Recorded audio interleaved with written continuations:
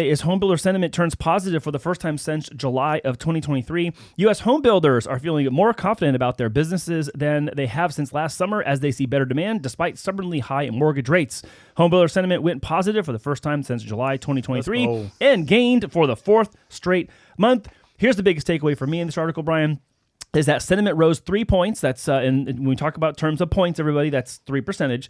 So homebuilder sentiment rose 3 points to 51 in the month of March. Now, for those of you who are new to the National Association of Home Builders Market Index Sentiment Report, 50 is considered neutral. Anything that is above 50 is considered positive or expansion. Anything lower than 50 is negative or contraction. We're positive. We're at 51. We're positive. But it flipped from 48 to 51, and it is the fourth straight month of gain, which means for 4 straight months it's been in the dump, and now finally peeked its head above into positive territory.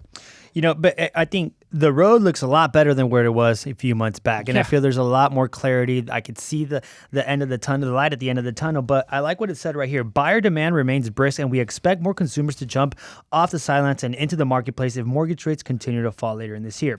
So that is true. And I've already been seeing it like just this past week, and even starting today, I had a lot more people calling me to start the day, which was actually really nice. But what I am seeing that this talk about rates is kind of more transitioning to like, hey, yeah, rates are going to come down. That's already kind of like something that is forecasted, but homes, prices, inventory, and then, builders still facing challenges for, supply chains, building permits. It's still, very, very, very tricky out there, but things are moving in a more positive direction, which I feel is good. But again, there's still some sort of, we're not out of the woods yet. Well, not out of the woods, but the sentiment does lead to decisions. And so sentiment does lead to building eventually. So you're citing a couple things that are standing in the way of builders. Number one was the scarcity of buildable lots. Number two, skilled labor. Number three, restrictive codes that continue to, number four, increase the cost of building homes. So it's kind of like they all kind of come together, and the first three end up creating the outcome of increased costs. But the fourth month in a row of this means something very strategic, because October of last year was kind of like, oh my God, October of 2023 was ruthless. It was the highest mortgage rates we've seen in decades. Affordability was at its lowest. Everyone had like this shock in the month of October, and it happened in October. So basically in the month of November, everyone was like, holy crap, what was that? And then we started to see a little bit of that kind of thawing a little bit in December, going into January. Yeah. And what'd they just say? 4 straight months of what? 4 straight months of positive sentiment. That would have started in December. Yeah, so then moving forward, we're right on track. I'm safe to assume that the assessment is that our sentiment as builders is better, because we don't see October of 2023 being something that's going to be on our time horizon in the future anytime soon. Because if they're 12, 24, 36, 48 months from getting land, getting permits, getting code, getting right financing, on there. They're just getting dirt, then they're already looking through the rough crystal patch, ball, if you will, and saying, oh, okay, well then I think in the next couple, years, we're going to be clear to fill this demand, make some money, and do it with some margin.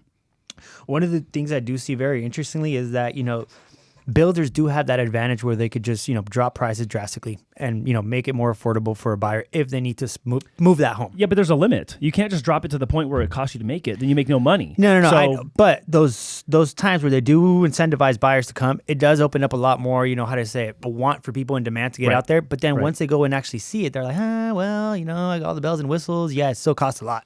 Yeah. So there's only so much that you can do on that. But once they start bringing your rate down 1% to 3% on average, it kind of makes it a little bit more easier for you to be like, okay, well, maybe the HOA is a little bit high. Melrose, okay, can't do nothing. But this, compared to a house that, has years on it, right now, it's kind of like, I'd rather go with something brand new and pay a little bit more than get into something else. Yeah, that's the same price, but 40 years older. Yeah, exactly. It needs work. There's definitely that to consider. But that's in the psychology side of the buying. But to your point, the builders aren't going to go in a crazy frenzy and say, hey, we're going to slash prices, everybody come buy a house from us. No, they build homes to make money. Yeah, exactly. They provide shelter, but here's the bottom line. You follow the money. Yeah, they want to make money, and they can't squeeze out all their margin just because they got to move units. And look, I think the reason, there's a couple of reasons that this is all happening, but the sales conditions measurement raising 4 points to 56 also means something. And expectations in the next 6 months rose to 62. So builder expectations of the survey went to 62, which is still very, let's say, that's pretty north of the overall sentiment rising to 51. So their expectations over the next 6 months are positive and in clearly positive territory. So I think that is kind of like a nod to what I'm saying and what we're talking about, which is they're feeling pretty confident about what it looks like on the future to continue building homes and probably with less price cuts. Let's be honest. I think it's good momentum going into the hot seasons for the market. They are reporting that the fewer builders are lowering home prices there are fewer builders who have had to lower prices to attract buyers.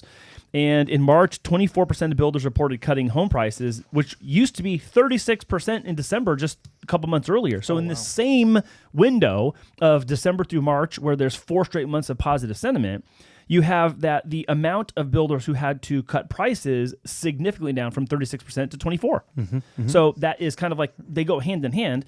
And I think that's also in line with projections of 2024. We talked about this on another show. We talked about the percentage of homes that experience price cuts compared to their list price. And it was like 36.2%, I think, in 2023. And it's only projected to be like 32% overall this year. Oh, wow. Yeah. So you're already seeing that at large beyond just the builders conversation. So I think incentives like you're talking about to buy down the rate, get certain upgrades, people buying a new home versus buying an old home that might need work now or in the next couple of years are definitely going to be motivators for buyers. It all comes down to them being able to qualify still. So you're a buyer looking to qualify, whether it's FHA, VA, or conventional, you got to talk to Brian, got to talk to Will here at the office, get yourself approved and get out there. I will also say, make sure you get your insurance lined up like right away, because if the builder does not have insurance solutions for you, you got to come up with an insurance solution between you and your lender so that you can get that declaration page to get your loan funded. 100%. If you're thinking of buying a house in 2024, check with your insurance provider already and say, hey, are you guys insuring homes in California? And if they're not, ask who is and try to get as much forward ground on that, because if you get down to the last bits and try to get insurance, guys, it's taking up 2-3 weeks, and in 2-3 weeks we are trying to close. You're trying to close. Yeah. So